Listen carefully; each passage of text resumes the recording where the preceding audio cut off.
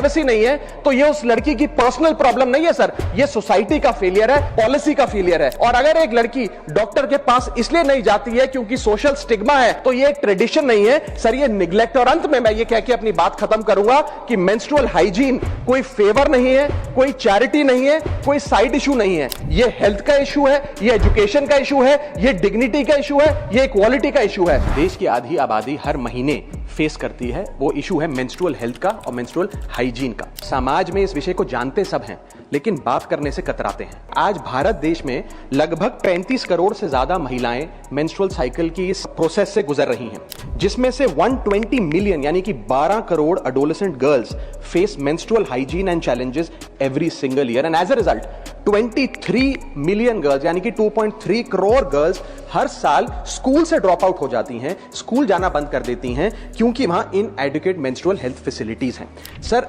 Lack of sanitation and lack of access to menstrual products के चलते हमारी बेटियां ऑन एन एवरेज 60 दिन साल में स्कूल मिस करने को मजबूर होती हैं, और वर्किंग महिलाएं महीने में 2 से 5 दिन अपना ऑफिस मिस करने को मजबूर होती हैं। सर, हम एक ऐसे देश में रहते हैं जहां शराब और सिगरेट तो खुलेआम बेची जाते हैं, लेकिन सैनिटरी पैड को अखबार में लपेट के दिया जाता है जैसे कि आप कोई इलीगल प्रोडक्ट खरीद रहे हो या इलीगल प्रोडक्ट का एक्सेस पा रहे हो।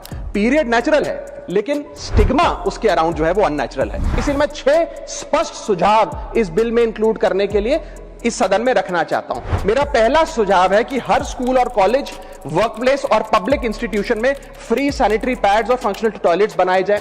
दूसरा, schools, anganwadi centre, public health care centre और आशा नेटवर्क्स के जरिए अफोर्डेबल या फ्री मेंस्ट्रुअल प्रोडक्ट्स घर घर में पहुंचाए जाएं। रॉ मटेरियल्स जो हैं, जो मेंस्ट्रुअल प्रोडक्ट्स को बनाने में इस्तेमाल होते हैं, उन पर भी जीएसटी समाप्त किया जाए।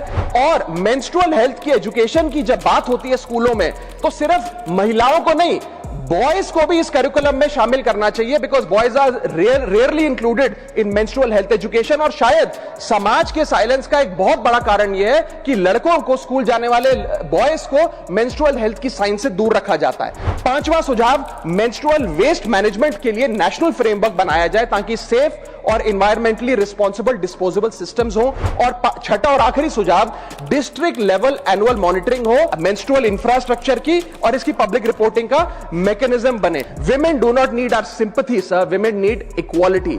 Women do not need silence. Women need dignity. And women do not need tokenism. Women need rights. Thank you.